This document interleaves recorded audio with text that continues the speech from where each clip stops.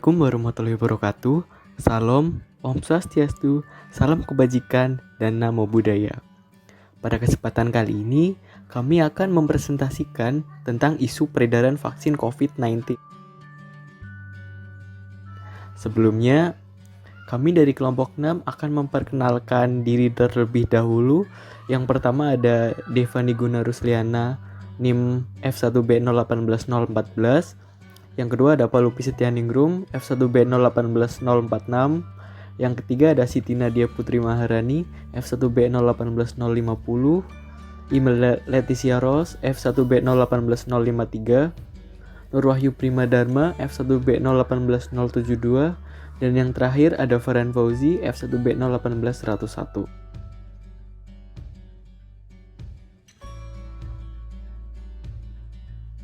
Yang pertama ada konsep implementasi kebijakan.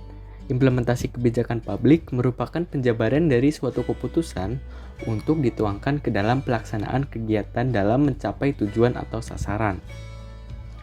Implementasi bukanlah proses yang sederhana, tetapi sangat kompleks dan rumit. Benturan kepentingan antar aktor baik administrator, petugas lapangan maupun sasaran sering terjadi. Menurut Meter dan Hall, tahun 2005, implementasi kebijakan publik sebagai tindakan yang dilakukan oleh publik maupun swasta, baik secara individual maupun kelompok yang ditujukan untuk mencapai tujuan yang telah ditetapkan dalam kebijakan. Yang kedua, menurut Erwan Agus dan Diah Ratih tahun 2012, implementasi kebijakan publik merupakan kegiatan untuk mendistribusikan keluaran kebijakan yang dilakukan oleh para implementer kepada kelompok sasaran sebagai upaya untuk mewujudkan tujuan kebijakan.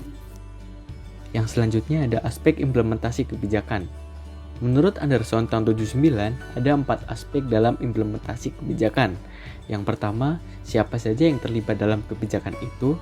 Yang kedua, hakikat dari proses administrasi. Yang ketiga, kepatuhan pada kebijakan. Dan yang terakhir adalah dampak dari pelaksanaan kebijakan itu. Selanjutnya ada model implementasi kebijakan. Dalam rangka mengupayakan keberhasilan kebijakan, maka tantangan-tantangan tersebut harus dapat teratasi sedini mungkin. Pada suatu sisi lain, bahwa untuk mencapai keberhasilannya, ada banyak variabel yang mempengaruhi implementasi kebijakan, baik yang bersifat individual maupun kelompok atau institusi. Implementasi dari suatu program melibatkan upaya-upaya pembuat kebijakan untuk mempengaruhi perilaku birokrat sebagai pelaksana kebijakan agar bersedia memberikan pelayanan dan mengatur perilaku kelompok sasaran. Dalam berbagai sistem politik, kebijakan publik diimplementasikan oleh badan-badan pemerintah. Lalu selanjutnya ada model menurut Grindel. Keberhasilan implementasi menurutnya dipengaruhi oleh 2 variabel besar, yaitu isi kebijakan dan lingkungan implementasi. Adapun variabel isi kebijakan mencakup sejauh mana kepentingan kelompok sasaran termuat dalam isi kebijakan, jenis manfaat yang diterima oleh target group, dan sejauh mana perubahan yang diinginkan dari sebuah kebijakan, dan yang terakhir adalah apakah letak dari sebuah program itu sudah tepat atau belum. Sedangkan variabel lingkungan dari kebijakan mencakup seberapa besar kekuasaan, kepentingan, dan strategi yang dimiliki oleh para aktor yang terlibat dalam implementasi kebijakan tersebut. Yang kedua ada karakteristik institusi dan rezim yang sedang berkuasa. Dan yang terakhir adalah tingkat kepatuhan dan responsivitas kelompok sasaran.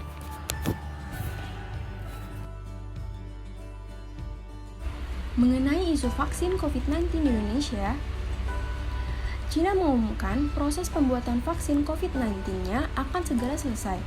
Beijing mulai menjanjikan akses awal vaksin ini kepada negara-negara strategis bagi China.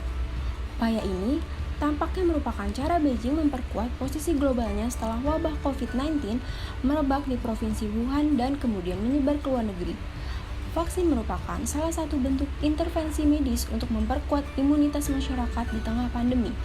Kendati begitu, program vaksinasi harus diikuti oleh kesadaran masyarakat dalam mematuhi protokol kesehatan, mulai dari memakai masker, mencuci tangan dengan sabun, menjaga jarak aman, hingga menghindari kerumunan. Jika masyarakat disiplin dalam menerapkan protokol kesehatan, Wiku meyakini upaya mengakhiri pandemi akan lebih mudah dilakukan. Indonesia saat ini tengah berupaya mengembangkan vaksin penangkal virus corona atau COVID-19. Namun, pemerintah menegaskan bahwa vaksin bukanlah jaminan menuntaskan pandemi COVID-19 di tanah air. Seperti diketahui, Presiden Joko Widodo menandatangani Peraturan Presiden Nomor 99 Tahun 2020 tentang pengadaan vaksin dan pelaksanaan vaksinasi dalam rangka penanggulangan pandemi COVID-19. Perpres ini ditekan Jokowi pada Senin, 5 Oktober 2020. Proses pengadaan vaksin dilakukan Badan Usaha Milik Negara PT Bio Farma. Sementara itu, jenis dan jumlah untuk pengadaan vaksin corona akan ditetapkan oleh Menteri Kesehatan. Pelaksanaan vaksinasi COVID-19 dilakukan oleh Kementerian Kesehatan. Dalam hal ini, Kemenkes menetapkan kriteria dan prioritas penerima vaksin, prioritas wilayah penerima vaksin, jadwal dan tahapan pemberian vaksin, serta standar pelayanan vaksinasi. Selanjutnya ada tujuan kebijakan. Vaksinasi COVID-19 merupakan salah satu cara yang paling efektif dalam mencegah COVID-19. Adanya vaksin ini dapat meningkatkan kekebalan tubuh sehingga mencegah masyarakat terkena COVID-19. Ketersediaan vaksin COVID-19 ini menjadi harapan bagi seluruh masyarakat Indonesia. Oleh karena itu, aspek kehati-hatian dan ketepatan dalam pembuatan vaksin ini harus menjadi perhatian bersama, agar vaksin yang dihasilkan dapat benar-benar memberikan khasiat dengan keamanan dan kualitas yang telah terjamin. Dari isu yang sudah dijelaskan tersebut, pemerintah melalui Dinas Kesehatan dan Rumah Sakit menjadi implementator, sedangkan kelompok sasarannya adalah seluruh masyarakat Indonesia. Pengatasan dan penyelesaian masalah pandemi COVID-19 merupakan salah satu prioritas pemerintah Indonesia saat ini, sehingga urgensi dalam pembuatan kebijakan mengenai vaksinasi COVID-19 adalah penting. Terbitnya Perpres Nomor 99 Tahun 2020 tentang pengadaan vaksin dan pelaksanaan vaksinasi dalam rangka penanggulangan pandemi coronavirus disease 2019 atau COVID-19 muncul berbagai respon atas kebijakan tersebut, yakni pro dan kontra. Di antaranya, pro. Yang pertama, kondisi pandemi di Indonesia telah terjadi beberapa bulan terakhir dan tidak menunjukkan tanda-tanda selesai. Setelah terdampak pada seluruh sektor kehidupan masyarakat, mulai dari sosial, budaya, politik, pendidikan, hingga ekonomi. Hal ini tentu sangat merugikan masyarakat dan negara sehingga butuh penanganan agar pandemi ini cepat berakhir. Untuk itu, pengadaan dan pelaksanaan vaksinasi COVID adalah salah satu tindakan yang ditempuh oleh pemerintah Indonesia dalam rangka penanggulangan pandemi agar pandemi cepat teratasi. Yang kedua, vaksin dapat memulihkan perekonomian Indonesia yang memburuk karena pandemi. Ekonom senior Chatib Basri menyebutkan bahwa ketersediaan vaksin akan mempengaruhi cepatnya pemulihan ekonomi Indonesia yang melambat akibat dampak pandemi COVID-19. Ini seiring kewajiban penerapan protokol kesehatan yang membuat aktivitas perekonomian masyarakat yang tidak bisa beroperasi sepenuhnya. Selain itu, VP Ekonomis Bank Permata Joshua Pardede mengungkapkan bahwa skenario terbaik adalah ditemukannya vaksin yang efektif sebelum 2020 berakhir, sehingga pengadaan dan distribusi vaksin dapat terimplementasi pada kuartal 1 tahun 2021 yang kemudian akan mendorong pemulihan ekonomi di kuartal 2 tahun 2021 dengan asumsi vaksin dapat terdistribusi merata di daerah-daerah prioritas. Dengan skenario ini, konsolidasi pemulihan perekonomian dapat mulai terjadi pada tahun 2021 hingga 2022. Joshua menyebut skenario ini akan mengakibatkan pemulihan perekonomian, yakni pertumbuhan ekonomi akan kembali pada trajektori atau lintasan awal, di mana pertumbuhan ekonomi di kisaran 5% baru akan tercapai di tahun 2023 hingga 2024. Lalu pada sisi kontra, yang pertama, terdapat berbagai keraguan bahwa dengan vaksinasi COVID-19, kehidupan akan kembali normal. WHO sendiri mengingatkan bahwa tidak ada jaminan bahwa vaksin yang dikembangkan akan berhasil dan membuat hidup masyarakat kembali normal seperti sebelum terjadi pandemi. Secara umum, vaksin yang dikembangkan untuk imunitas dan kekebalan tubuh, tapi bukan berarti setelah mendapatkan vaksin mereka bebas dari penyakit, namun hanya menurunkan tingkat keparahan COVID-19. Dalam keadaan normal, pembuatan vaksin dapat memakan waktu 10-15 tahun karena membutuhkan sebuah proses yang panjang dan kompleks. Namun dengan kondisi pandemi maka perkembangan dipadatkan. Oleh karena itu, muncul keraguan apakah vaksin COVID ini benar-benar ampuh. Yang kedua, vaksin bukan satu-satunya cara untuk mengatasi pandemi COVID-19. Diki Budiman, dokter medis yang saat ini sedang mengejar gelar PhD tentang pandemi di Griffith University Queensland, menekankan bahwa tidak ada pandemi dalam sejarah yang diakhiri dengan vaksin. Vaksin bukan solusi ajaib untuk setiap pandemi, terutama dengan karakteristik seperti COVID-19. Dr. Pandu Riono, ahli epidemiologi Universitas Indonesia, juga menyuarakan kekhawatiran tentang strategi pemerintah seiring dengan meningkatnya jumlah kasus.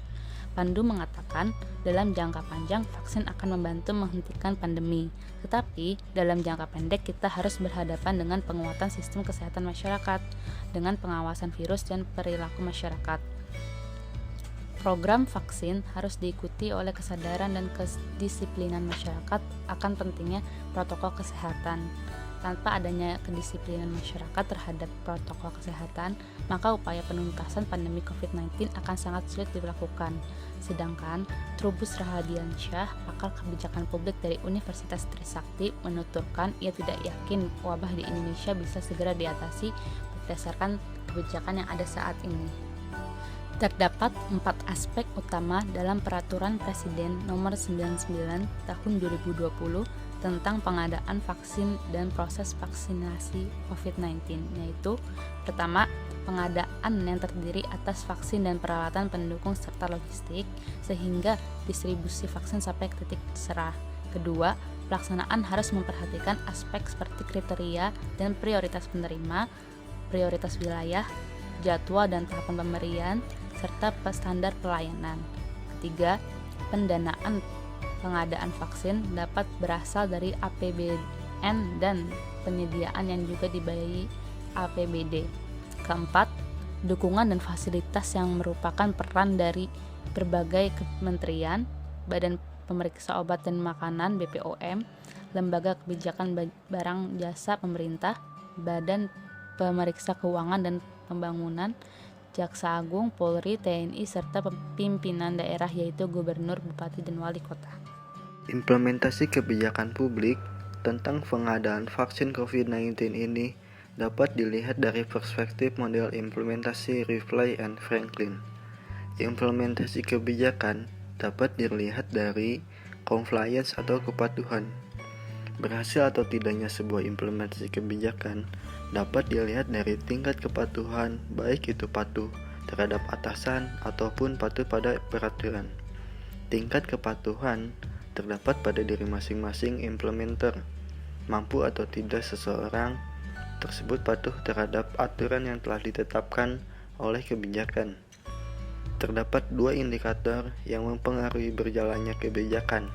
Yang pertama, perilaku implementer. Tingkat pemahaman implementer terhadap suatu kebijakan. Yang kedua, apa yang terjadi dan mengapa. Dalam hal ini, terlihat bagaimana implementasi berlangsung, serta faktor apa yang mempengaruhi terhadap suatu program. Rifley dan Franklin merangkum dalam 5 indikator yang mempengaruhi, diantaranya, yang pertama, banyaknya aktor yang terjadi. Dalam penerapan sebuah implementasi, perlu dukungan dari berbagai pihak. Semakin kompleks hal tersebut, maka semakin mudah kebijakan itu diterapkan. Yang kedua, kejelasan tujuan. Penerapan sebuah kebijakan harus memiliki tujuan dan konsistensi. Apabila semakin jelas dan rinci, maka penerapan kebijakan pun akan lebih mudah. Yang ketiga, perkembangan dan kerumitan program. Kebijakan yang diterapkan harus mudah dimengerti oleh implementer. Petunjuk yang dinamis akan mempengaruhi berhasil atau tidaknya sebuah kebijakan. Yang keempat, partisipasi pada semua unit pemerintah. Seluruh unit pemerintah ikut turun berpartisipasi untuk membantu menerapkan kebijakan. Dan yang terakhir, faktor-faktor yang tidak terkendali mempengaruhi implementasi. Dalam penerapan kebijakan, sering terdapat faktor non-teknis yang menghambat. Dalam hal ini, unit pemerintah harus memiliki cara agar implementasi kebijakan dapat terus berlanjut tanpa adanya halangan yang melintang. Saran yang dapat diberikan terhadap isu implementasi kebijakan publik ini yaitu, walaupun vaksin merupakan salah satu bentuk intervensi medis untuk memperkuat imunitas masyarakat di tengah pandemi, namun vaksin tidak bisa dijadikan jaminan atas tuntasnya pandemi COVID-19 ini. Bagi pemerintah, diharapkan dapat meningkatkan upaya dan meningkatkan penanganan pandemi COVID-19, baik dalam bentuk kebijakan maupun mengenai penemuan vaksin dan obat-obatan, serta melakukan pengawasan terhadap fasilitas layanan kesehatan. Serta, bagi masyarakat, selama belum adanya kepastian mengenai vaksin untuk penanganan COVID-19, diharapkan untuk tetap waspada dalam melindungi diri dan orang sekitar, dengan melakukan social distancing dan physical distancing, serta disiplin atas protokol kesehatan. Kiranya presentasi dari kelompok kami mengenai isu peredaran vaksin COVID-19 di Indonesia ini sekian. Bila ada kesalahan, kami memohon maaf yang sebesar-besarnya. Wassalamualaikum warahmatullahi wabarakatuh.